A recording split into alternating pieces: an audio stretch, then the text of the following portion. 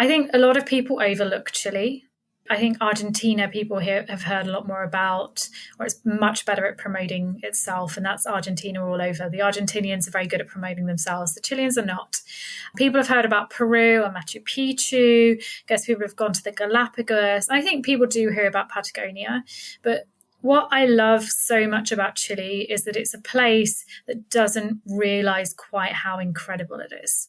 That is today's guest, Steph Dyson. She is the author of Moon Chile with Patagonia and Rapa Nui. You can check it out at moontravelguides.com. You're going to hear the story behind how she went from a teaching career in England to moving to South America on a bit of a whim and eventually becoming an award-winning freelance travel journalist with an expertise in sustainability in Latin America. And today, you're going to get to explore this region of the world by visiting her list of 7 hidden gems, highlighting Chile's incredible geographic and cultural diversity, including a visit to indigenous communities maintaining centuries-old traditions, where to find remote wilderness in Chilean Patagonia, wine valleys, volcano summits, and much more, along with practical tips for travelers looking to hitchhike or road trip the iconic Carretera Austral. Plus, you're going to hear part 2 of our Best in Travel Tech series, an emphasis today on practical technology recommendations that can lead you to rich,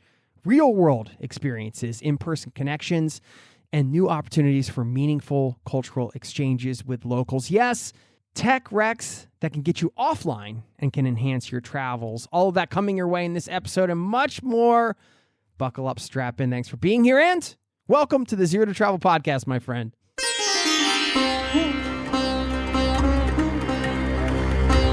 You're listening to the Zero to Travel podcast, where we explore exciting travel-based work, lifestyle, and business opportunities, helping you to achieve your wildest travel dreams. And now your host, world wanderer and travel junkie, Jason Moore. Hey there, it's Jason here with ZeroToTravel.com. Welcome to the show. Thanks for hanging out, letting me bring a little travel into your ears today. This is the show to help you travel the world on your terms, to fill your life with as much travel as you desire. No matter what your situation or experience, you know I love to talk destinations. I love a great destination episode, and I had some great adventures in Chile and Chilean Patagonia during my time there many moons ago. I'll share a crazy story about my time there after the interview and the outro if you want to stick around for that. I'm just glad I survived. And I also want to share something in the outro that can be overlooked in the modern era. I thought about this as I was preparing to record and comment a bit on today's interview that you'll hear with Steph Dyson. And this is something that can lead you to, or perhaps has led you to, a completely different life path, something that maybe you are overdue, or maybe I am overdue to try out again. Stick around for that. And of course, don't forget, you're going to hear that Best in Travel Tech segment in this show as well, partway through the interview. Now, before we dive in, quick reminder, zerototravel.com/newsletter. You can sign up to join the community there. It's free. Newsletter goes out once a week. More travel goodies over there. And something very exciting. I was struggling with my cell phone use at home, and I wanted to develop something that could help me, something that was systematic, that I could use every day. And I did some beta testing, and I created the Being Box method. This is a brand new thing I am launching. It is a quality bamboo lockbox where you can lock your phone and unlock your life. And it comes with an 88-page premium journal with a simple 5-minute daily practice that you can use to reduce your screen time and literally enrich every aspect of your life. I find when I'm offline, everything's better. My sleep's better. I feel better. I go to bed at night and I don't feel like I've wasted a bunch of time. And if you're looking for an at-home system to reduce your screen time and help you out there, just go to the link in the show notes. It's beingbox.helpinghumansbeing.com, and you can reserve one for just $1. And I only have about 100 of them right now because I really want to work closely with the first set of customers and make sure everybody gets results and have a little bit of a community vibe going on. So if that sounds fun for you, don't delay and sign up over there and take back your time today. Okay, let's dive into today's show. By the way, this Moon guidebook, moontravelguides.com, is where you can pick that up, or anywhere you buy your books. Thanks for listening. Please enjoy my conversation with Steph. Have fun on the journey, and I'll see you on the other side, my friend. Cheers. This is King's Cross, St Pancras. Change here for Circle, Hammersmith City, Metropolitan, Northern and Piccadilly lines, national and international rail services. Steph Dyson, welcome to the Zero to Travel podcast, my friend. How you doing? Very good, thank you. Thanks so much for having me. Absolutely. We're excited to talk about the book, of course, Moon, Chile, with Patagonia and Rapa Nui. Am I pronouncing that You are correctly? pronouncing that correctly, yeah. Yes. I should have looked that up beforehand. AKA Easter Island. I'm excited to get into that because it's a part of the world that is near and dear to my heart, which we can talk about, and I know to yours. And before we get into some of the hidden gems you're going to share from the book and some travel advice on, I know you're a Latin America expert in terms of travel, so I definitely want to pick your brain on all that stuff. But I have to, of course, learn a little bit more about your journey from working in education in England and just moving to South America. I'm not sure if that was like I'm just going to buy a ticket and go type of situation, or, you know, if there was like kind of a build up to that, and everybody's journey is so unique. So I'm just wondering if you could share a little bit more about, I guess, give us chronologically when that period of your life was, and just share a bit more about that period of your life, what it was like for you making that decision. It was definitely a sort of just why not? Let's just see what happens decision. Like a freak out, like, I forget it, I'm going, I got to get out of here. A little bit, yeah. It was, so I was teaching for 5 years in a school in the north west of England. And for anybody who's a teacher will know, or anybody who knows teachers, it's a really, really tough job. And as much as I loved working with the kids, I one day was basically offered a promotion, and I sort of thought about it, and I was like, if I take this promotion, this is going to be my life for the next 10, 20 years. And I'd had a friend who just moved to Madrid, and I was like, if she can do it, I definitely can move somewhere.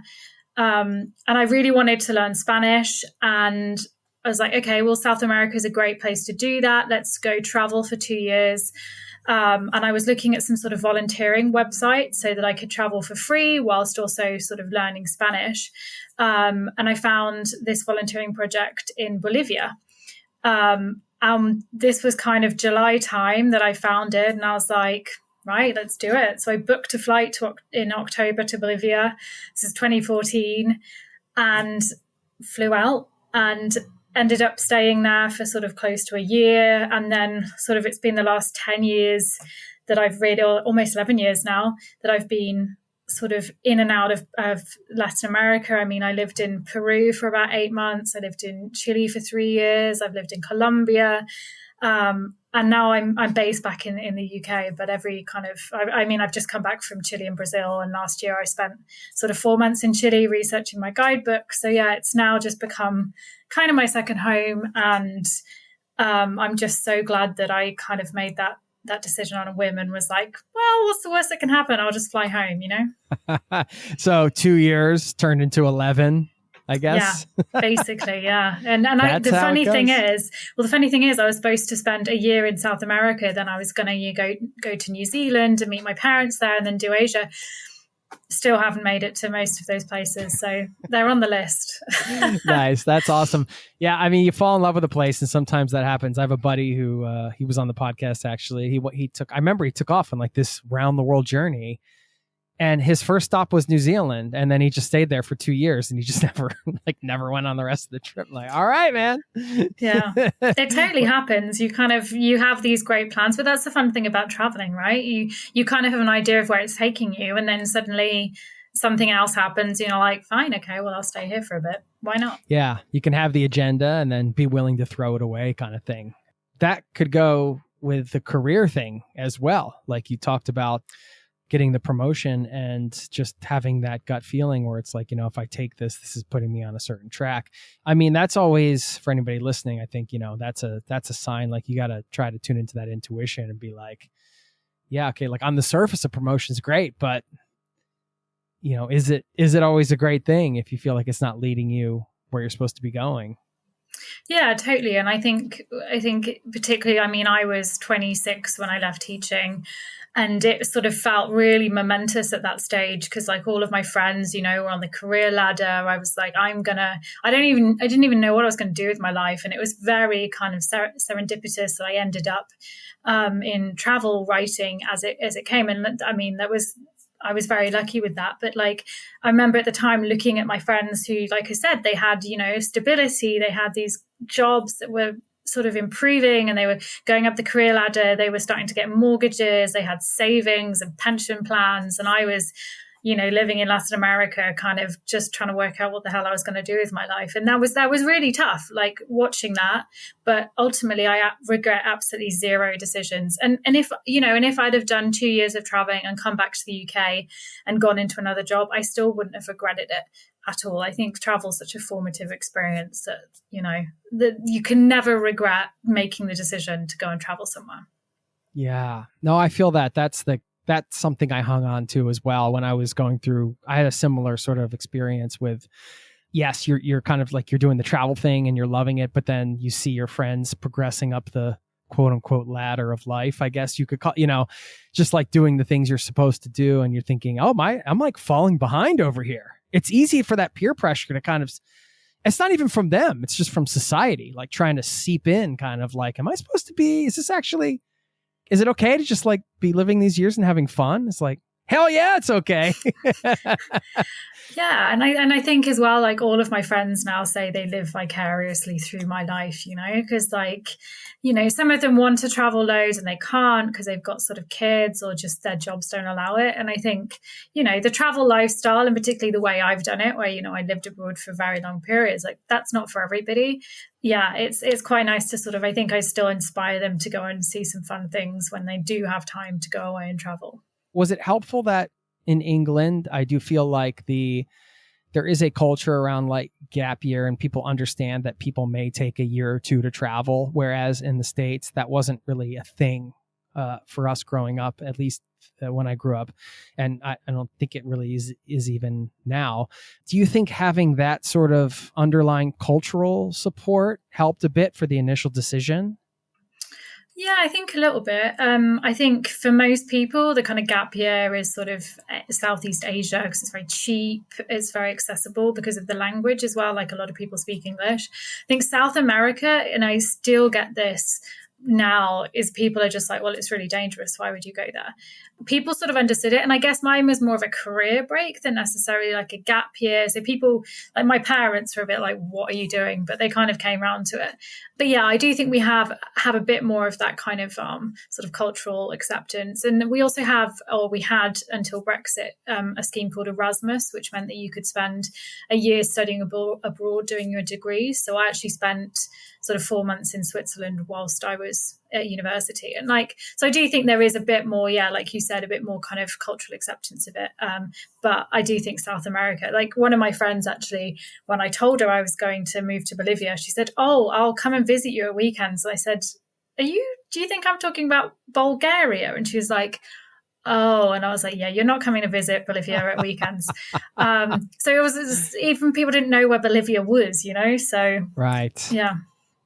Yeah. Well, you mentioned like one of the common things you hear is that people think that like it's easy to generalize an entire continent, by the way. We should never do that. Yeah, the danger element. Do you want to just kind of address that right up front? I think this will help up for the destination portion of this conversation. Yeah, definitely. My approach to it is always there are dangerous parts of every single country, every single city you go to. Like there's parts of London that you shouldn't be going to, or you're going to feel unsafe visiting.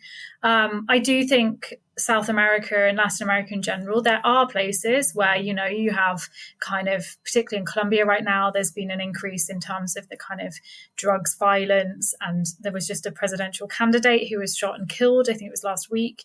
There are parts of every country where there are issues, but there are also parts of every single country that are absolutely safe for tourists. And a lot of these things, particularly if we're talking about Colombia, like I lived in Colombia for a couple of months prior to the pandemic and then unfortunately had to come back to the UK. The likelihood of you as a tourist getting involved in those things is slim. I know travelers who go to Colombia to go and like hunt down cocaine and take drugs. And if you're doing risky behavior, then yeah, there's much more likelihood that you're going to get involved in that. But the general tourist or traveler, like for example, in Chile, I often get asked if Patagonia is a safe place. And in Patagonia is kind of the bottom half of Chile and the bottom half of Argentina. And it's probably, I always say, one of the safest places on the planet. Because you're looking at these little rural towns. These are people who look out for each other. They look out for the tourists as well. Like they know everybody. If somebody does something, everybody's going to know who it was, But I think so many of these places as well, they're so keen to have travelers. They understand that it is a really important source of income for them. So security for travelers is something that they want to maintain. And I will also say as well, I now speak fluent Spanish. I didn't when I moved to Bolivia, but I enrolled in classes. I was doing sort of 2 hours a day for about 3 months. Having some language skills helps enormously, because not only does it offer that kind of like cultural sort of exchange element of it that you don't necessarily get if you just can't speak any of the local language. And there are lots of parts of Latin America where there's very little English spoken. But I've also found that when I lived in Bolivia, for example, and I visited one of the main markets in the capital, so not the capital, but in La Paz. And one of the ladies in the market was just like, just be really careful, keep an eye on your belongings, like people do pickpocket here. And I wouldn't have understood what she said if I didn't speak any Spanish. So I do think it is valuable if you have any interest in spending time in South America or visiting on a number of occasions, just doing some basic Spanish is really going to make you feel safer and increase the experience in general. I think the media narratives is what drives a lot of that. When people think about traveling in Europe, they tend to think of getting pickpocketed and things like that. And they think about South America and they jump immediately to like getting kidnapped or beheaded or something extreme, which you have the occasional rare cases, and that's what gets run through the media. But like you said, the typical traveler isn't going to experience something. I agree. And I like you said, it is completely a media construct. And I really hate it when, I had this random conversation. I was in a B&B in another part of England the other day. And I mentioned that I was there for a trade conference about Latin America. And I mentioned that. And the guy was like, oh, you should never go to Latin America. And it just makes me feel so sad that people have that perspective. Because I think fundamentally, and you experience this absolutely everywhere you travel, regardless of which country it is. And I wish more people would understand this, because I think this would do a lot to sort of quell the sort of rising xenophobia and racism that we experience around the world and in our respective countries. But every time you go and visit somebody in a new country or go to a community, see a family or whatever, every single person you meet will fundamentally have the same kind of hopes and dreams for their life. And that is safety for themselves and their children, security in terms of kind of money and in terms of food. And they will, if you kind of give them the time and sort of have that chance to kind of speak with them or just be kind to each other, then you'll just see that fundamentally you are almost identical to that person. The only thing that is different is where you were born. I imagine you're keeping a lot of these things in mind as you're writing a guidebook as somebody who's not a native of that country or indigenous to that country. How do you balance that as a writer? I think obviously as a writer, I'm kind of the conduit between the traveler and the country. And my job is to be as kind of fair and just in my representation of that country. But also my sort of main kind of thing is also to make it kind of a safe destination for people to travel or give them the information that they need to do. I've written this guidebook to Chile. I was working on a Lonely Planet guidebook last year for Peru as well. And I typically work on guidebooks about destinations that I know incredibly well. that gives me those insights, particularly having lived in them or kind of spent a lot of time traveling in them, that really help with the way I present somewhere. We have in travel journalism, we have something called parachute journalism, which is where you kind of just arrive in a country, spend a couple of days there, make some kind of like assumptions based upon that visit, and then leave again. And some people make better assumptions than others. But I do think, particularly when it comes to guidebooks, and also I've got a website called worldlyadventure.com, and that's all about South American travel.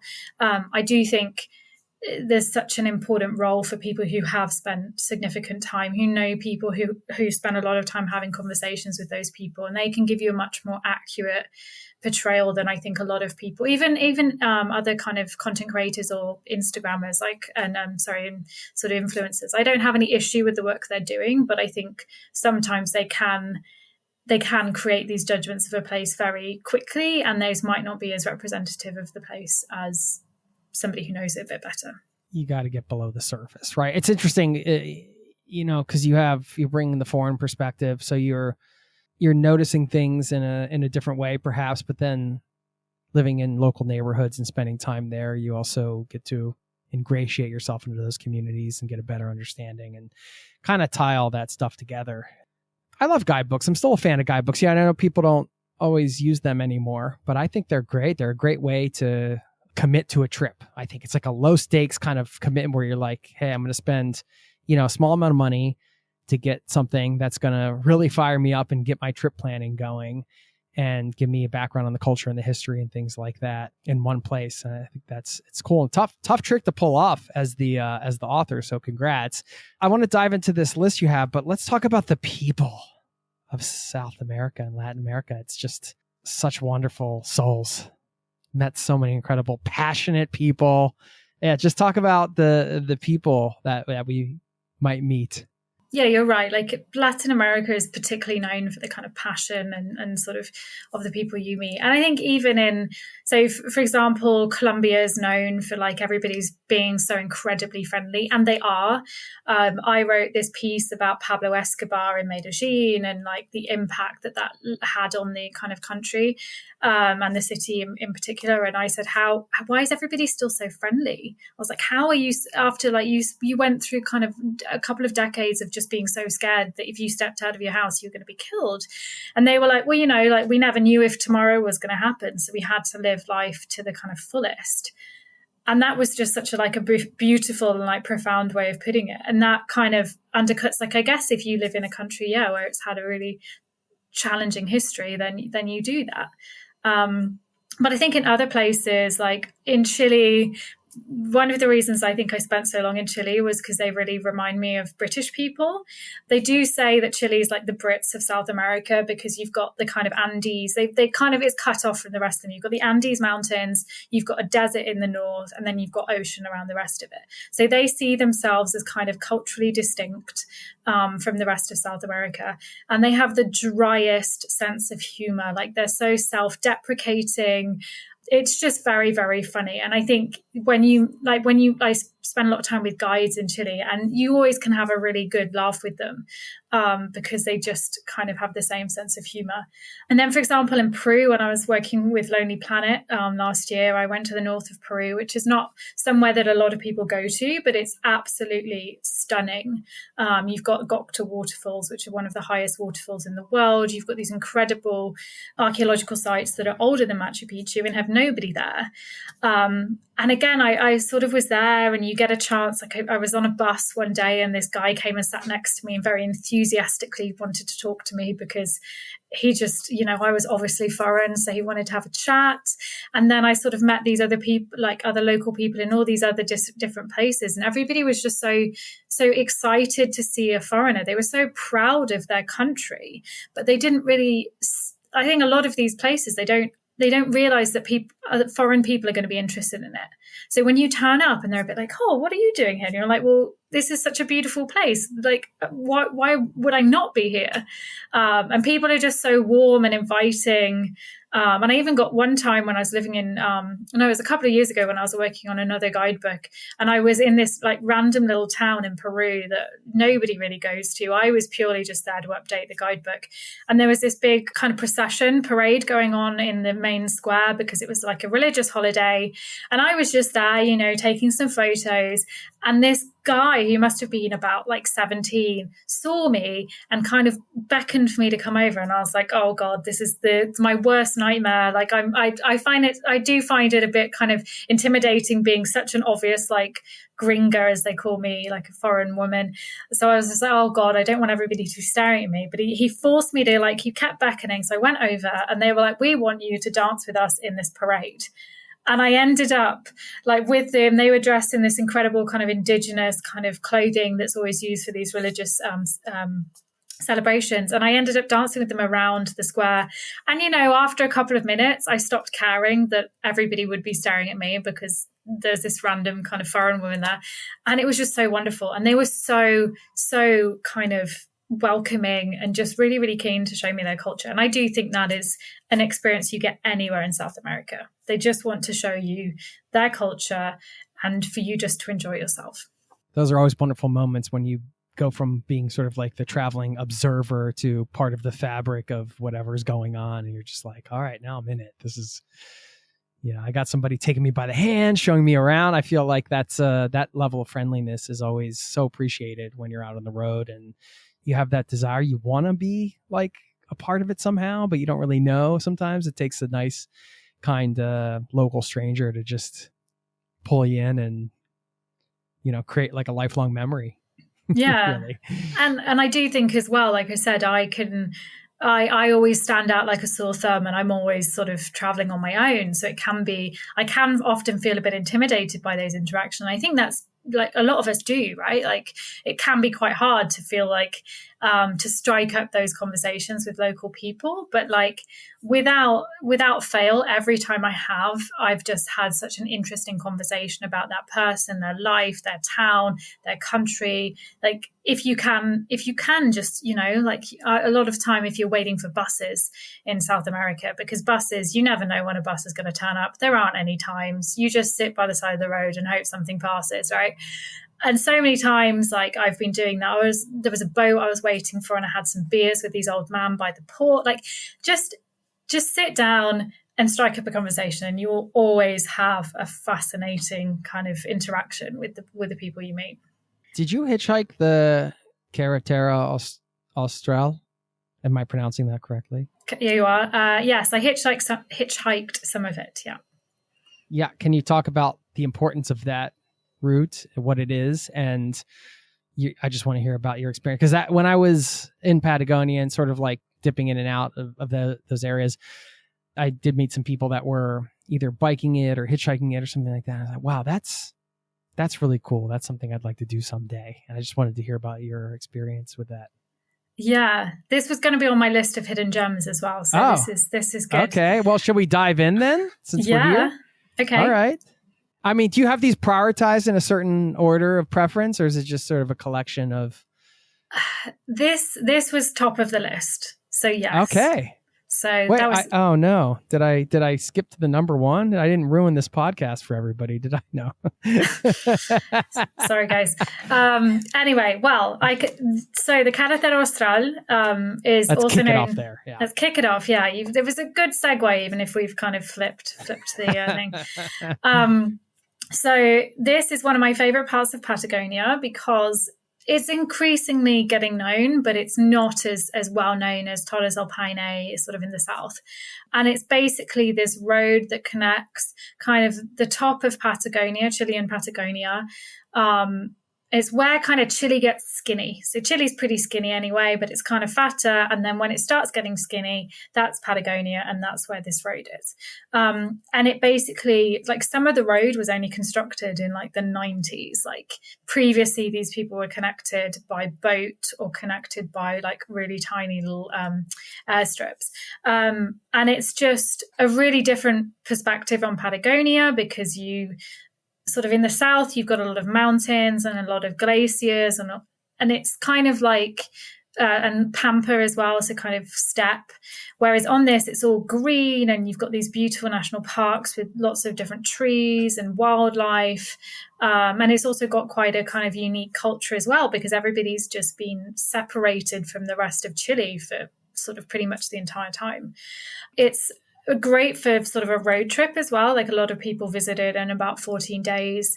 But hitchhiking, I always recommend hitchhiking if you've not got kind of a determined trip length. Because like I said, with buses, the buses are so unreliable. Like, I try and keep on top of the bus schedules for my website, and it's impossible because they change weekly. I don't know why, but they just decide completely different days. And you're sort of a couple of hours between each of the different kind of towns and everything, and the different national parks. And you sort of, if you're going to sit around waiting for those, you could be waiting for a long time. So it's become a thing that a lot of people will hitchhike. And you basically will either get picked up by other foreigners. I do trip planning, so I help people plan their trips to Chile and Patagonia. And I had a guy who was I think he was in his 70s or sort of early 80s. He drove the Carretera Austral, and basically he was just picking up hikers because it was just him in the car. He wanted some company. When he was dropping them at the places they wanted to go to, he'd buy them lunch and then continue on his way. And he had a great time. But you'll also often get picked up by local people as well. So when I did it, we basically got picked up. I think, it was by like this guy. We were in the back of his truck, sort of in the boot of it, like the open boot, which is pretty standard when you're hitching in South America. And then we swapped into sort of it was a lorry, and we were kind of in the cab with the lorry driver. And again, we just had some sort of conversations with him. And it's just a great way, I think, to learn about the region as well, because I think part of hitchhiking as well, kind of part of the almost like the contract, is you make conversation, right? You don't just turn up and sit there and just, say goodbye when you get out. You have a conversation with this person because they're kind enough to stop and give you a lift. It was just really fascinating hearing about people who live in such a remote place. Like, it is exceptionally remote here.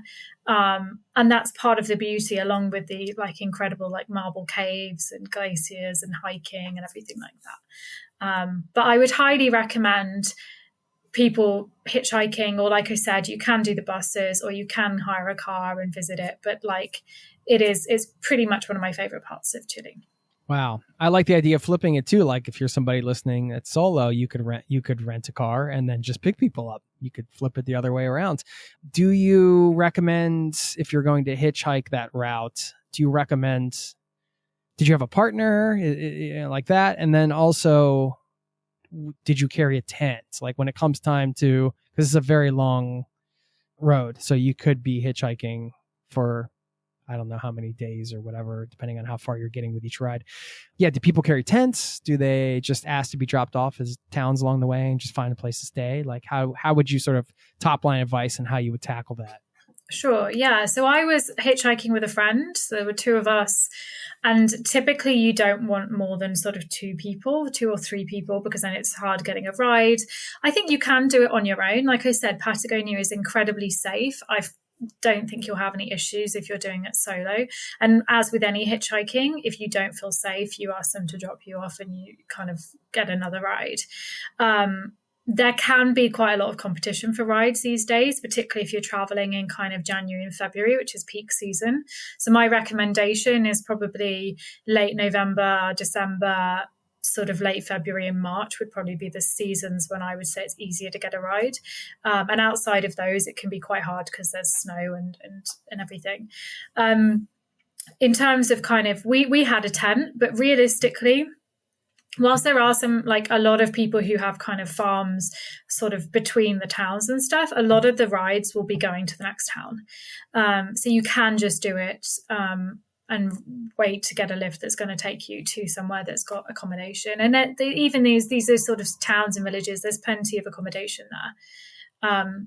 But I think as well, like you can wild camp in a lot of parts of Patagonia, and that can be really beautiful. And a lot of the national parks as well have campsites. So actually bringing a tent can sort of enhance that experience, because you get to camp. Like, honestly, this road is so beautiful. When you're driving it, you just want to stop and take photos like every few minutes. So having that option to stop, camp, and just enjoy where you're based is something I would recommend as well. Awesome. Okay. What else do you have for us? Would you like the second on the list, or are we starting at the bottom? Let's go to the bottom, and then we'll kind of work our way back to the next to the number one, I guess. Okay. Yeah. So we'll start at 7. Okay. Yeah. What I love about Chile, and I think people generally associate this with Argentina, is the wine. Now, I consider myself a bit of an expert on this because I drank more wine than you can possibly imagine whilst I lived in Chile. And it was fantastic. You earned your stripes. I did. And I visited probably about 80% of the kind of visitable in the name vineyards. Of research, Steph. In the name of research. Came away with a lot of wine in the trunk of my car, and it was fantastic. Now, what I love about Chilean vineyards is that a lot of them have kind of hotels, or some of them have kind of like sort of glamping and sort of camping areas attached to them. And some of the other ones are accessible just from towns that have kind of got B&Bs and hostels and things like that. But the wine is fantastic. My biggest recommendation for people who like red wine is the Colchagua Wine Valley. This is where you can get kind of Chile's signature grape, which is known as Carmenere. And it's actually a grape that was from France, but they thought it died out and then realized it was in Chile in the 90s. Like I've actually met the guy who tested it and realized it was a different varietal because they thought it was Merlot and actually it was Carmenere. And it's like this spicy kind of peppery red wine. And there's some great restaurants. There's a place called Monty's, which is one of the main vineyards in the area. And they also have this incredible steak restaurant run by this Argentine chef, Francis Mullman. It's all kind of like open grill. You're in the middle of the vineyards. You're drinking red wine. And it's just absolutely outstanding. And I do think I think it's a great opportunity to just go and visit some vineyards. You've also got some that are closer to Santiago as well, Casablanca, which is the white wine valley. And I do think there's nothing better than spending a couple of days just enjoying really good wine, surrounded by some vineyards. Yeah, it sounds like the picture you're painting of that vibe sounds really pleasant. Yeah. Welcome to part 2 of our special 3-part mini-series, Best in Travel Tech, where I share recommendations that can enhance your trip, perhaps save you time and money, and connect you with locals, or just maybe make your life a little bit easier. In this particular segment, I want to focus on the apps and the digital tools, the technology that can foster social connection and help to facilitate memorable cultural exchanges. Before we dive in, I think that it is important to note some of these you may not have heard of, some of them you certainly have heard of. But my intention here is to, yes, give you some new tools to work with out on the road, but also to try something new, to use some of these suggestions, some of these tactics I share today. You can even do that in your hometown or next time you're on a trip. And just try it out if it's something you've been curious about and have never done before. So hopefully that piques your interest. But before we get into today's travel tech recommendations, you all know that in order to get access to any of your technology on the road, you need data and you need reliable internet. That's why my number one no-brainer travel tech recommendation is also who is bringing you this segment. It's Olafly. It's a game changer. What do you need the most when you arrive somewhere new outside of money and your passport? You need reliable internet. You need data, of course. And if you want the absolute easiest and best solution for travelers, just get an eSIM card from Olafly. It's so easy. An eSIM is a digital version of a physical SIM card. It's already integrated in your device.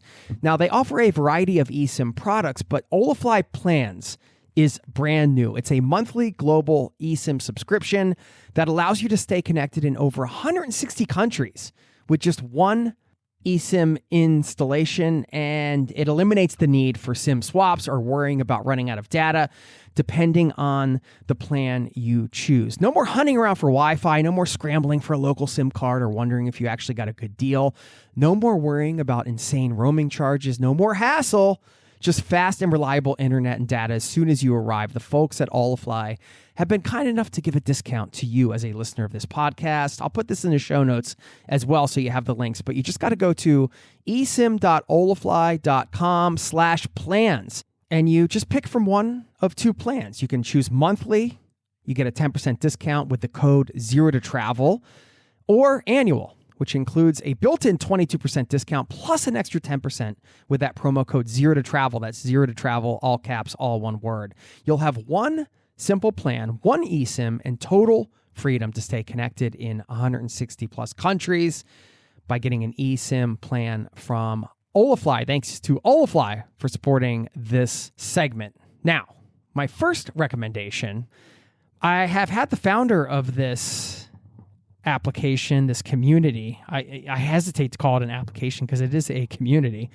Worldpackers. I'm not sure if you've ever used Worldpackers, but I had Ricardo Lima on the podcast, and they say on their website they are, quote, the safest community for travel and volunteering, connect with millions of conscientious travelers and welcoming hosts around the world, and have transformative experiences. So this is one of those apps that really does feel community driven, the intention of using your phone as a tool rather than a distraction. That's what today's segment is all about, getting you connected with people. So I'm just browsing their website here. They've got places that you can volunteer, like from farms to eco-villages, permaculture projects, nonprofit schools, holistic centers, and so on. Looks like they've had 181,000 plus confirmed travelers around the world. So I thought I'd get that on your radar in case that's helpful for you. There is a fee to join, and you can check it out and decide if it's for you, if that sounds like something that gets you excited. Now, I'm going to share some free resources as well in this segment, so don't tune out just yet. Next up, this one is something that has come up time and again on this podcast, and that's workaway.info. And they call themselves the largest and safest community for cultural exchange, working holidays, and volunteering in 170 countries. So again, another platform that can facilitate real world connections for travelers. And I've never used it myself, but I have heard from many guests who have used Workaway as a way to supplement their travels, not just with, say, free accommodations in exchange for a work exchange, but also supplement it with some different types of experiences than you have when you're just, going into a city to explore for the day and doing the sort of typical tourist stuff, which is really cool. But this gives you another option for longer term travelers, probably geared more towards them. But I thought I would get that on your radar. And then the one I mentioned, that Janessa, our partnerships manager, she's been a digital nomad for some years now. And I put this in our group chat to the team. I said, hey, what are some technologies that you guys are using right now? And I just wanted to crowdsource some of this. And she mentioned Pangea, which is a travel social app for keeping track of where in the world your friends are and connecting with other travelers. And it's a growing database of travel recommendations as well. So I can link up to those in the show notes, but I thought I would throw those your way just because they're 3 tech tools that, yes, they are technology companies in many ways, but they're really working on fostering those in-person connections, those cultural exchanges that we really value. And as I mentioned at the top of the segment, don't be put off if you're not traveling. Perhaps you want to just get curious about some of these apps I just mentioned or some other ones and have a bit of a travel experience at home. We sometimes miss being out on the road. We can't always find the time or the money to travel, but you could do something like this if you can find an experience near you and have a bit of an experience that way. So I just want to kind of throw that out there as an idea. Now, I've got 2 more recommendations for you to perhaps spice up some of your future travels. And maybe these are things that you've tried before, perhaps not. Now, say what you want about Facebook and Meta. I'm not necessarily a super fan either. I definitely don't blame you if you're not. So I want to share an alternative option for those of you that aren't fans in a moment. But I will say that Facebook groups can be very useful in terms of being a tool for travelers. And if you just search out groups with shared interests, you can connect with locals even before you arrive. These are some stories I've heard through interviews over the past years where people have leveraged Facebook groups to make these real world connections in a really authentic way. You know, they're interested in something specific. Let's say salsa dancing in France. I did this one for fun. So let's say you're into salsa dancing, and I just searched salsa dancing in Paris, and bam, found a group. It's called Salsa Group in Paris. 5,000 plus members. It lists all of the salsa events in Paris and getting you connected with exciting salsa evenings, quote unquote. So there you go. Somebody's traveling to Paris and they want to find the salsa community there, and you already are interested in that. You already sort of know salsa. You kind of know what the community is about. You get to experience that community in a different city. You get to connect with other people that have a shared interest. And who knows where something like that will lead. And I've heard this time and again where somebody will go to a local, you know, they'll try stand-up or an open mic or something like that because that's a scene they're interested in. You know, you schedule something like that, or you just plan on something like that in your first night or two in a town, that could really open things up in terms of who you connect it with and what the rest of your experience might look like, because there is probably a good chance you'll meet some cool local people and maybe they'll either take you on a whirlwind adventure around their city or at the very least give you some recommendations for some things to check out that are hyper local. So I also found one in Berlin, the Language Tandem Berlin. This has almost 60,000 members. It's a group for people that would like to meet in order to help each other to learn a language or just gather to have fun. So you have these types of groups out there, and you can find these through Facebook groups. If you want to try that, if you've never tried that, I'd be curious to hear how that goes for you. And I have definitely connected with people through a group. In fact, I did a hitchhiking trip around Scotland many moons ago, and it was through a Facebook group that I got connected with this community, and we all decided to do this hitchhiking race around Scotland. The organizer was the guy that founded the Facebook group, and it was a very grassroots thing. It didn't cost money. We decided to do a charity thing around it just for fun, and ended up hitchhiking around Scotland and camping out and meeting, 22 awesome people from around the world. And so it works. I know from personal experience, it's something that you can do, and it can be a really cool thing. Now, lastly, for those of you that don't vibe with the Facebook group thing, meetup.com. It's old school. I mean, it still works. It's still classic. You can just go to meetup.com. You can search any city and just find out what types of meetups are going on. I'm looking in Oslo right now where I live. I mean, you have a tech career meetup. You have things like that, but you also have all kinds of, language learning things, and you can search by hobbies and passions and sports and fitness. If you want to do a group run with a group, travel and outdoor, it could be a cool thing. I imagine somebody traveling to Oslo, and perhaps instead of hiring a local guide or something, maybe they just connect with a travel and outdoor group and do some random hike near the city that group's doing that week. It's just a cool way to connect with people. So I just wanted to bring some of this up in this particular edition of this Best in Travel Tech segment to kind of close it out, to challenge you to perhaps try this as a method to connect with locals if you've never done it before. Or at the very least, just keep this in mind for some upcoming trips or a way to, let's say, travel when you're not on the road. So there you go. Strong focus here on fostering cultural exchanges, real-world connections, using that technology as a tool rather than a distraction, which I'm a super fan of.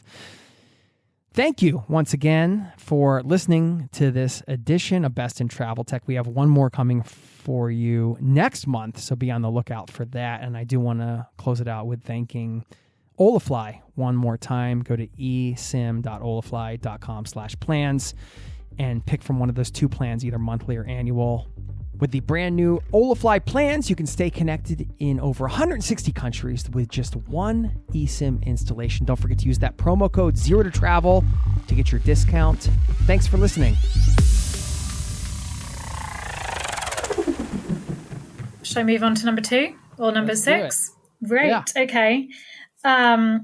So this is a place that I've been to quite recently. I was there a couple of weeks ago.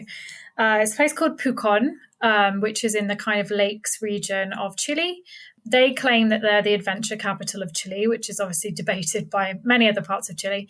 But they are basically the lakes region, as you can imagine. There's a lot of water, a lot of lakes. It's got a lot of mountains. It's got a lot of volcanoes.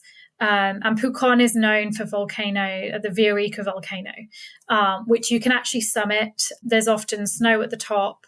There's often, you can look in the crater, and there's often lava as well. It's pretty much the most active volcano in Chile. So often it is closed. I think there's an orange alert on it at the moment. But basically, you climb up, and it's kind of accessible climbing. It's, you are using an ice axe, but you don't need to have ice climbing experience. And on the way down, you get to basically stick a tea trolley, or I guess it's like a little toboggan, on your bum, and you slide down as far as you can on your bum to get back down the volcano, which was really good fun. The only problem is that it is now very busy with visitors.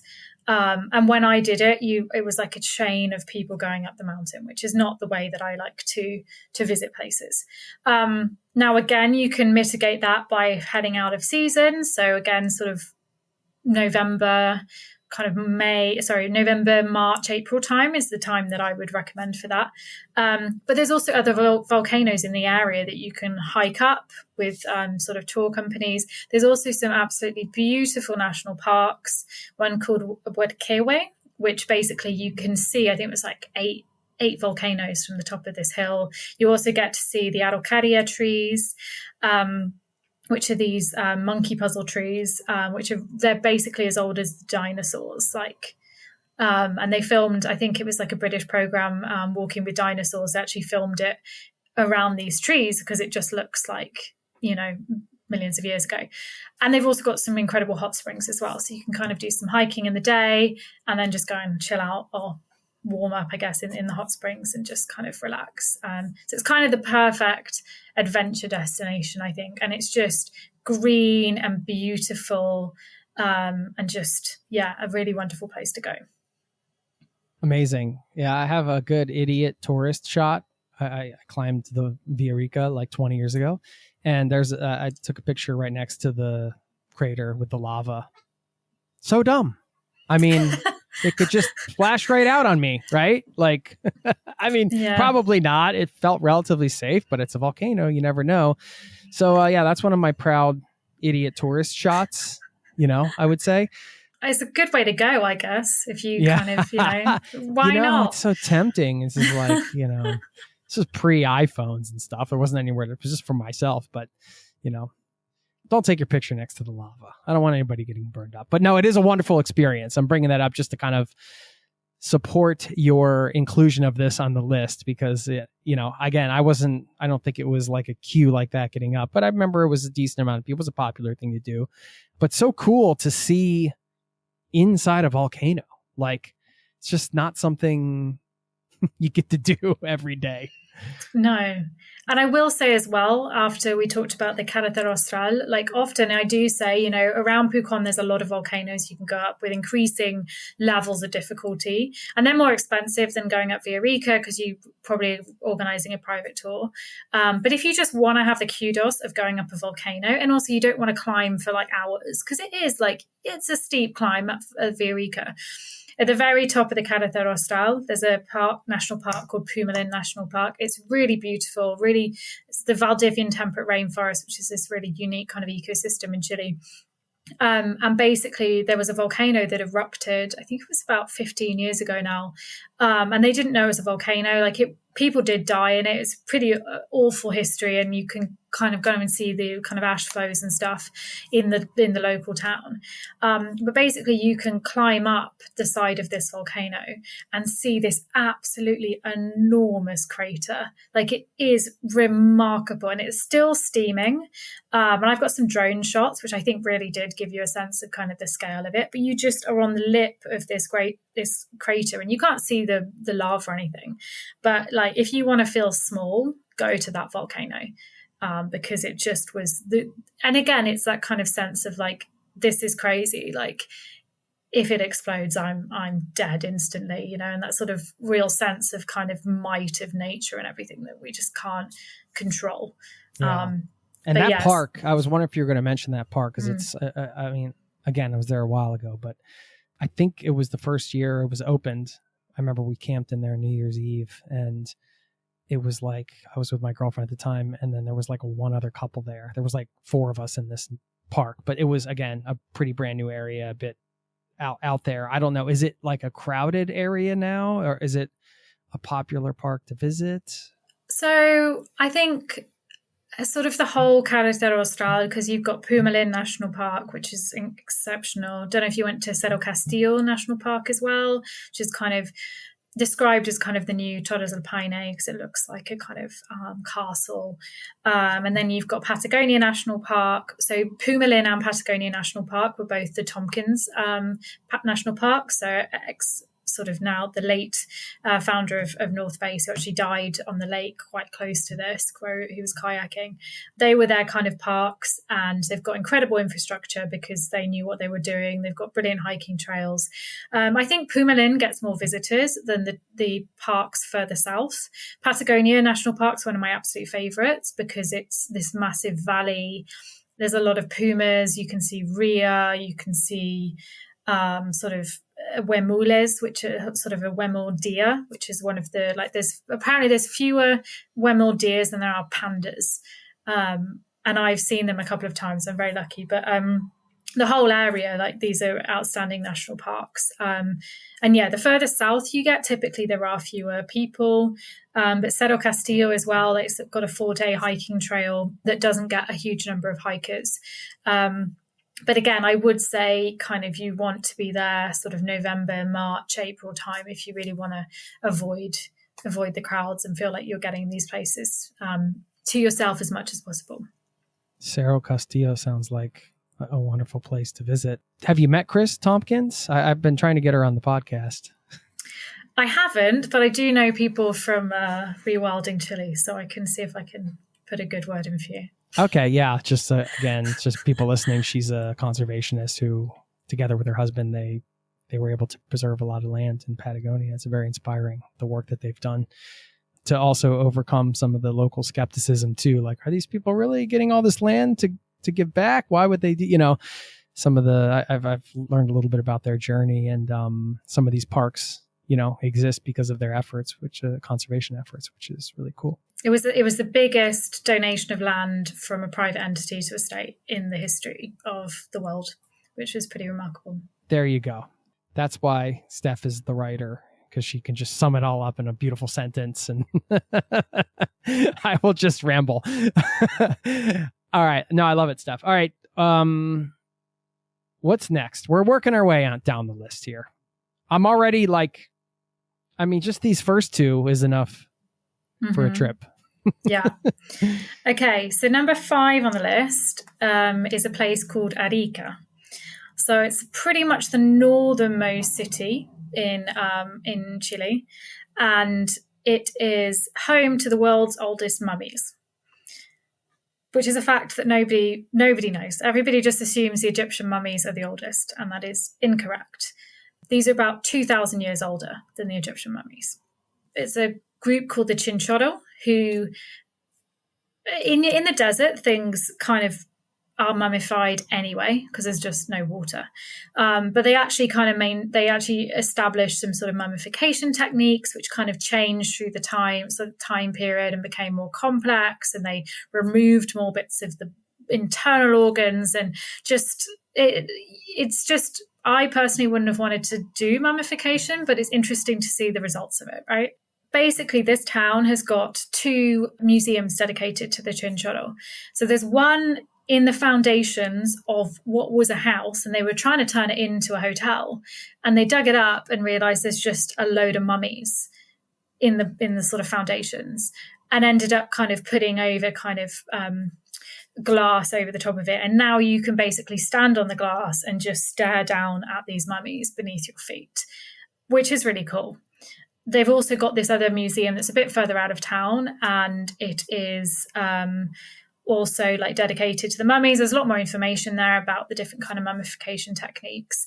And there's also this room that you can kind of look into that has just got the mummies in basically what look like little beds. And that's like exceptionally creepy, but just also really, really cool. And I think they're expanding the museum, so they might have some of them kind of actually a bit easier to see. Cool. Yeah, I'm looking at it online. Is it like a beach town? Yeah, so it's not somewhere that I would go to for the beach. It's one of the towns in the north of Chile that has kind of faded since it was kind of big there used to be kind of nitrate towns. People would be kind of digging up nitrate.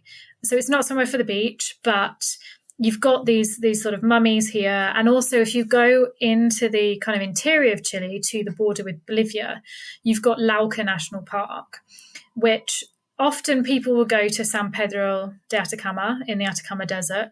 But Lauca has incredible volcanoes, incredible scenery. You've also got the kind of flamingos, you've got hot springs, you've got salt flats. And there's about 10 other people there in the place when you're there. And it's just an incredible alternative to San Pedro.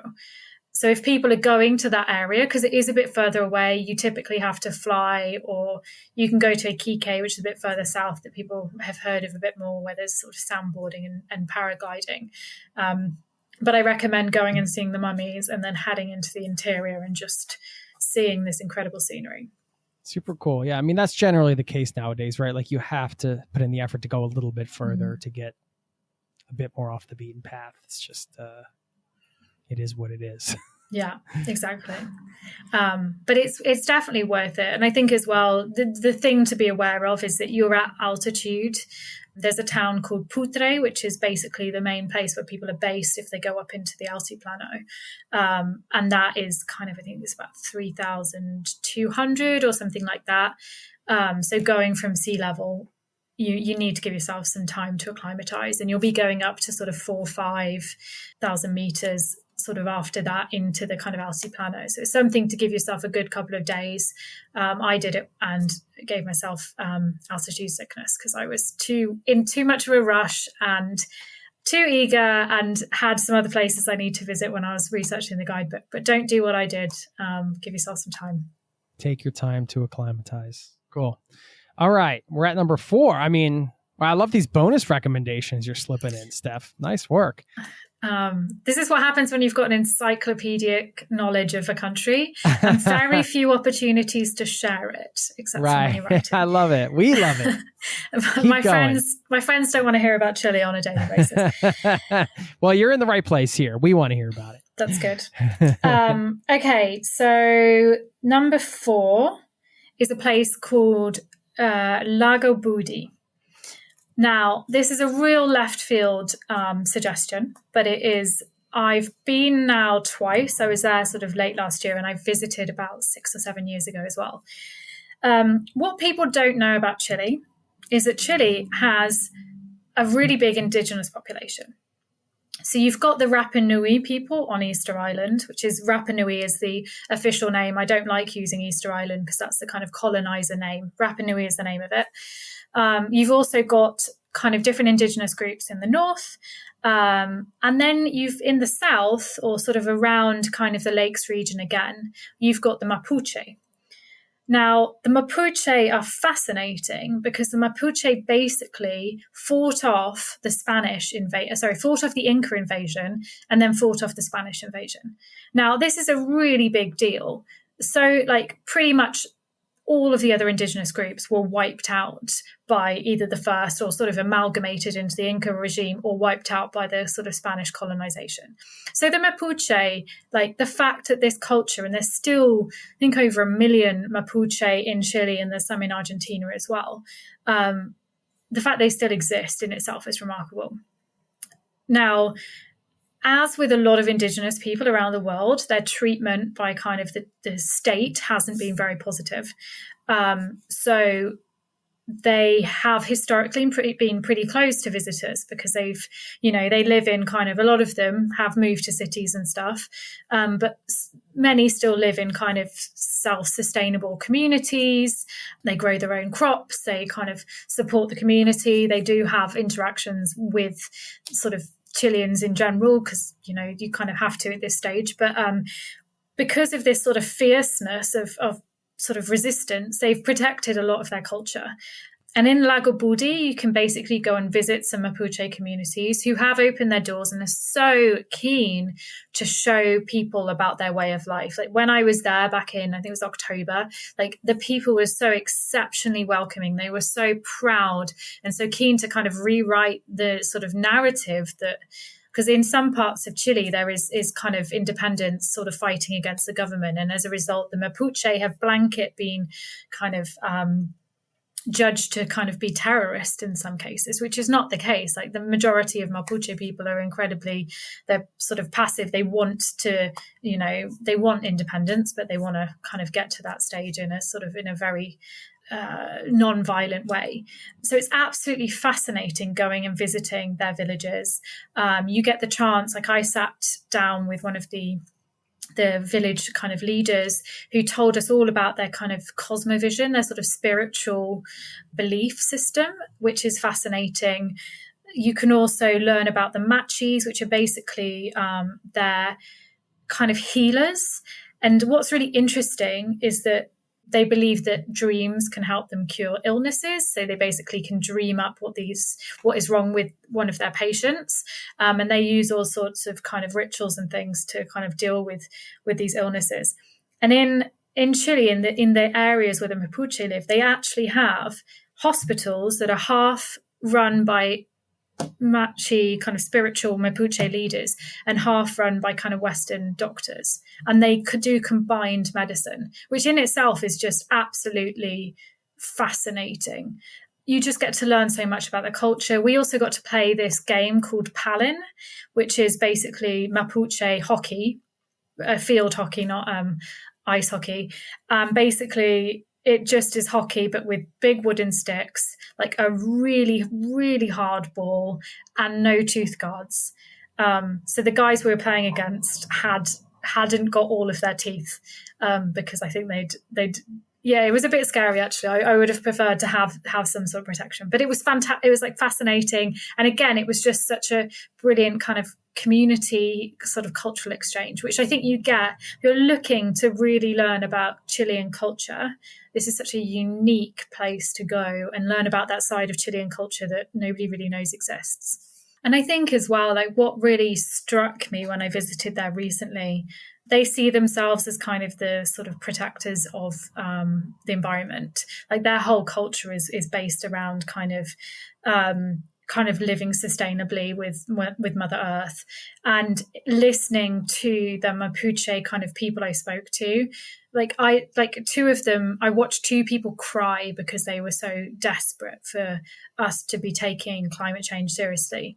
And it just really hammered home, I think, particularly, Indigenous people have been described kind of the kind of protectors of the environment, right? Because a lot of around the world, you have a lot of Indigenous people who are sort of stewards of the natural world and manage to do a lot better at protecting it than sort of Western governments have been.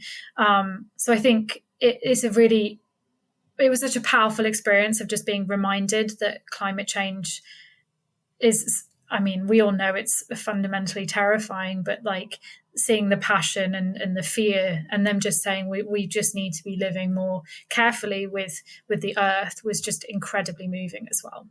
Amazing. Number 3 more, I guess. Yes. Okay, so number 3 is a place called Tierra del Fuego, which is in Patagonia. It's an island that, again, is shared by Argentina and Chile. It's a kind of like booty bit at the bottom of South America. So it's sort of like a little lump at the bottom. Now, people often go to the Argentine side. There's a place called Ushuaia, which is where all the cruises to Antarctica leave. But the Chilean side, because there's only sort of one dusty kind of 4x4 road there, gets hardly any visitors. Now, I've been 3 times now. I'm very fortunate that I got to basically did a road trip. We wild camped on a couple of occasions there. The scenery is kind of all grasslands for the majority of the drive. And you basically start in the north and drive down south. But as you get closer to the south, you basically hit what are the Darwin Mountains, which are kind of the last bit of the Andes. And you hit these incredible valleys. There's a lot of like peat bog. You've got so much wildlife. You see a lot of guanaco. You see a lot of foxes, like so much bird life. You also see beavers, which are not native to the area, and were basically introduced. They're Canadian beavers. They were introduced because local people thought that they would be, or a businessman thought they would be able to grow them like they do in Canada and then use their pelts. But unfortunately, the weather wasn't cold enough, so these beavers just never got really hard enough pelts. They released them, and now it's basically an epidemic in Tierra del Fuego. So they're not great. They're not good for the environment. And it is a real problem because they're damming things left, right, and center. But it is very cool to also see a beaver. But basically, you've got these beautiful lakes. We wild camped by this lake. And pretty much every night at like 5 p.m., this beaver would go past as the sun was setting. And I did this sort of 1 week with my ex-partner and some friends, and we saw it go past every night. And then the following week, I went down with my dad and my brother and a family friend, and we did a similar trip. We wild camped at the very same place. And as it was sort of the sun was going down, I said to them, I was like, there's a beaver's going to swim past in 5 minutes. And they were like, nah, that's not going to happen. And lo and behold, it did. And then I explained why. But anyway, did you talk to him? Or you're like, hey, beaver, cut it out. You're not supposed to be doing this. I mean, come on. I don't know. I think it was heading home. It had a busy day, like, chewing some wood, and was heading back to the lodge. Funny. Like clockwork. Pretty much, I guess. The time had changed slightly because the nights were getting longer and everything. But yeah, the whole area is just hardly any visitors there at all. And there's even you can go and visit some really remote glaciers. You can go drive basically to the end of the road. They're currently trying to create a road that goes all the way to the Beagle Channel, which is the sort of strait that Ushuaia is on. But that is still probably 10, 15 years off. Like they said it was going to be 10 years ago, and it still hasn't happened. When that does happen, the area is going to be flooded with visitors. So this is a time, go rent a 4-wheel drive from Punta Arenas, sort of the southern Chilean city, and take yourself down there. And you can wild camp, but what I will say is that just be incredibly conscious of obviously the impact that you're leaving, because people are often making fires, and it can be incredibly dangerous, obviously, with the risk of wildfires and the sort of environmental impact in general. So, and there's also little lodges and stuff you can stay in that have their own kitchens. You can we stocked up with just a load of food and an inordinate amount of wine in Punta Arenas, and then sort of drove down and sort of stayed in a couple of little middle of the nowhere little cabins. But it's just so beautiful there. That's great. Yeah. Thanks for the tip too on the road development. That's one of those things. It's really hard to research as a traveler, some of these areas where, there are these big developmental projects. And like you said, this is a great example. Once they finish, the area is going to be completely changed and more accessible. And so, if you want to experience it before that, get there soon. But those places, that's a hard thing to research, I feel. It's on the ground knowledge, or looking through a guidebook like you've made, or those places do, for me, create a little bit more urgency if you want to experience that before it turns into something else, I guess. Yeah, and it's also somewhere that I was really resistant to write about. You didn't want to bring more attention to it. Yeah, and I wrote a piece for my website last year all about the kind of area. And I forgot to mention there's also a king penguin colony, and I'm a massive penguin lover, so that in itself is a real reason to visit. But it's somewhere that you have to be very sensitive and conscious of, like I said, of your impact, because there's very little infrastructure. There are people living there, and there's some incredible pioneers who moved there in the 60s and had to bring all of the materials for their buildings, for their houses, on horseback. Like, it's just because the road didn't turn up until whenever, I think again the 90s. So it's just something that I don't want a flood of visitors to go. And I want the people who do go to just be aware that it is incredibly remote as well. Like we actually got our car broke down. So you have to be aware of kind of what could potentially happen whilst you're out there. But just, yeah, this is not a place for mass tourism. This is a place to just be really respectful of the nature and the people who live there, and just, I mean, yeah, just enjoy how incredibly beautiful. This is Patagonia. The Patagonia that everybody thinks, oh, Patagonia is empty and, you know, nobody's there and it's just wildlife. This is Patagonia like that. This is Bruce Chatwin's Patagonia. Exactly. So it's just beautiful. Say hi to the beaver for us, by the way. Yeah. All right. Second to last, which is sort of the last, although you can recap the last two. Yeah. So this is another one of my absolute favorites. It's a place called Chiloé. Now, it's an island. Like I said, when Chile starts getting skinny, Chiloé is basically the island that's off the coast there. It's a pretty big island. I think it's one of the biggest islands in South America. And again, this is somewhere that has such a unique culture, because a lot of Chilean culture, it feels very European, right? But Chiloé, and it's partly because they were, I think originally some of them were sort of part of the Mapuche kind of indigenous group. But Chiloé Island is an island? It is an island, yeah, Chiloé Island. And basically it's incredible seafaring culture. Like everybody, like most of the people who live there are fishermen. They'll like go and like pull up these massive mussels that you can go and eat. There's lots of like traditional markets where you can try curanto, which is basically kind of loads of shellfish, some like Chilean sausages, some chicken, potatoes, and the traditional form of cooking it is basically in a hole in the ground with like hot stones and then leaves piled on top, and it kind of just cooks it away for hours. I've never tried a real one, but I have tried it. You can basically get it that's made in like in just like a normal pot in one of the markets, but really, really traditional food. What the island is also known for is the palafitos, which are basically these fishermen dwellings on stilts, and they're brightly coloured. And the idea is they're kind of on the coast or sort of estuaries going into the towns. And basically the fishermen would go out, go fish, come home, come via the boat, park up the boat next to the house and just get out. So it's really, really cool. And a lot of them have been converted into hotels. But there's also some really cool viewpoints in Castro, which is the main town where you can go and see them. And it's also got UNESCO World Heritage churches. They were basically built for the Jesuits who were there, I think, probably 1700s. And they're all brightly coloured.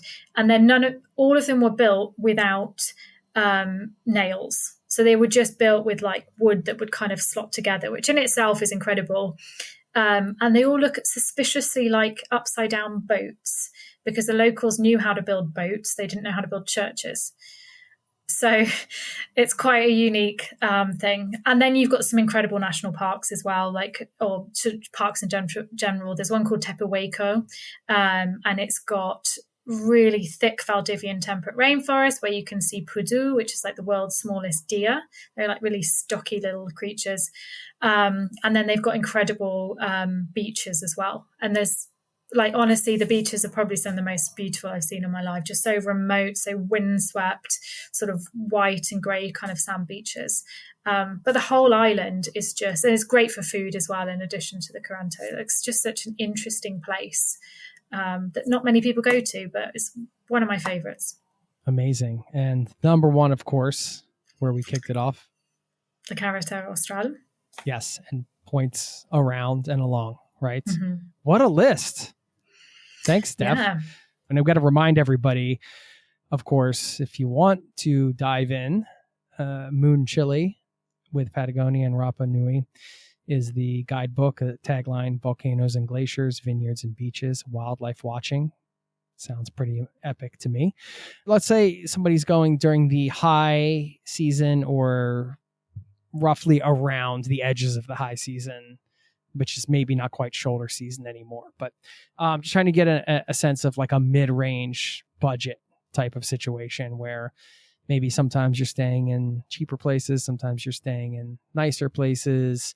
Obviously, it depends on what you do. I mean, one of the things that I experienced traveling around Patagonia was that, you're doing so much in nature, hiking and whatnot, that it can be very affordable because you're just outside exploring nature, and you just need to bring some food with you or tent or whatever. But everybody's holidays obviously vary, and activities they want to do and everything. I know this is an impossible sort of question to answer, but just to get a sense of like the range of prices that you'll find on exploring some of these regions. Yeah, so Patagonia is by far the most expensive part of Chile. And what I will say, I don't know when you were last there, but a lot of the national parks are now, you're looking kind of $20 to go in. But places like Torres del Paine, which has been conspicuously absent in my list of hidden gems, because everybody kind of knows about Torres del Paine, that is now become a lot more expensive. And if you want to do any of the hikes, you've got the W, which is the 5-day trek that everybody's heard of, and the O, which is the kind of 9 or 10-day trek. You have to pre-book those in advance, and it's very expensive. So you're looking at least $500, if not $800, if you're paying. I mean, you can bring your own tent and just pay for campsites. That's the cheapest thing, and carry your food, which is what I've done. But if you want to have a tent set up for you, if you want to buy food whilst you're there, you're looking at, like I said, $500 to $800, if not more. Now, that's probably the most expensive thing that you can do in the region. But I mean, in terms of kind of hostel accommodation or B&Bs or kind of mid-range, you're sort of looking between kind of $40 a night up to about $150. You can spend all the way up to sort of $3,000 if you want to in Torres del Paine, but I think that's out of most people's budget, including mine. In terms of kind of flights, are actually very affordable in Chile, because obviously I've mentioned places all the way across the country. Often you've got kind of low budget carriers, so you're looking at maybe $100, maybe $150 for flights, but they do go pretty quickly. So if you are planning on traveling, like we said, in kind of a higher season, you want to be booking those at least a couple of months in advance. And what I will say about Torres del Paine as well, they actually open campsite reservations they've already opened them. So they opened them in sort of early June, late May this year. And for December and January, some of the dates will already be booked up if you want to do those treks. So you need to get those booked ASAP. But yeah, beyond that, I mean, bus travel's pretty affordable. Food, you can sort of spend $10 to $30 depending on what you want to eat. Does that kind of answer the question? Do you want me to give the kind of a general budget? That gives us a bit of a picture. Of course, people can go, you have your resources, stephdyson.com will link up to, and worldlyadventurer.com. And of course, the book will link up to as well. Last questions. Well, just two more and then I'll let you go, I guess. Wondering what brought you back to England? Why back to England? So I was living in Chile with my ex, who is Chilean, and I realized that I was forgetting how to speak English, which was quite a unique problem. Not to say that my Spanish is even that good, but like my brain was really struggling to remember English words. And as a writer, that was becoming increasingly problematic. And I miss the UK. It's a really weird thing. I never thought that I would end up, like, I bought a house in the UK a couple of years ago, and I never did think that this would be where I sort of settled down. But I do think it can be really hard living in other countries and other cultures, however much you love them. Yeah. There's a lot of issues with my country, but I at least understand them, you know? I can relate to that, living in a different country from where I grew up. Yeah, for sure. It's not easy all the time. So I think I came back, and now since then I've quite enjoyed having a base. And like I said, I think I was away from home 6 months last year. I've been away kind of 2 and a bit months already this year. And every year I'm back for at least a month or 2 in Chile and then sort of the wider region. And it's quite nice to kind of go back and really embrace that and then come home and sort of remember English. So yeah, nice. Going way back to the top, I just do want to give some love to the teachers out there. One of the most important professions that is also one of the most difficult in many ways. I always so appreciate the teachers at the school that my kids go to, and just like teachers that have impacted me. I don't know. I just wanted to share some love for teachers out there because it's a tough job, but so important for society. It's a tough job. And what I will say as well, that teachers, I don't know where it is where you live, but like, at least in this country, they get so much holiday that actually, if you do love to travel, then it can be a really great career for that. I elements of me miss teaching. I did some teaching whilst I was volunteering as well. And I do love working with kids, but I really enjoyed, I'm so privileged to be able to do what I do now. So I have, like you said, a lot of love and a lot of respect for all the teachers who are doing things because they're incredible. Do you want to leave us with some final words of wisdom, best advice for, either travel to this region, life advice, whatever? It's always nice to have a little last minute tidbit to send people off. So what I will say is, I think a lot of people overlook Chile. I think Argentina people here have heard a lot more about, or it's much better at promoting itself, and that's Argentina all over. The Argentinians are very good at promoting themselves. The Chileans are not. People have heard about Peru and Machu Picchu. I guess people have gone to the Galapagos. I think people do hear about Patagonia, but what I love so much about Chile is that it's a place that doesn't realize quite how incredible it is. And that's the thing about its people as well. Like I said, they're very self-deprecating. They kind of don't really understand why people like me want to wax lyrical about their country. And I think that's part of why it's such a wonderful place to go to. And there's no ego there. It's just exceptional scenery, wonderful wildlife, incredible food, very welcoming, friendly, funny people. And you just go and you're like, wow, this place is just...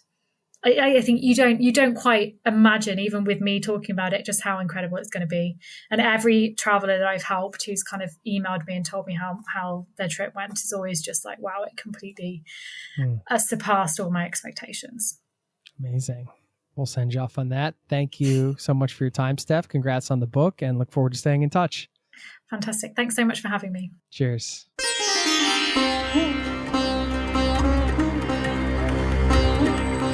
There you have it. Thank you to Steph Dyson. Don't forget moontravelguides.com to pick up that book. I love a good guidebook, and this is a great one.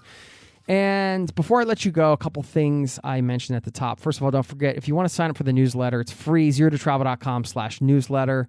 You can sign up over there to keep in touch and get all of the new episodes right to your inbox, along with plenty of other travel recommendations. Plus, I want to talk about, well, first of all, let me tell you this crazy story.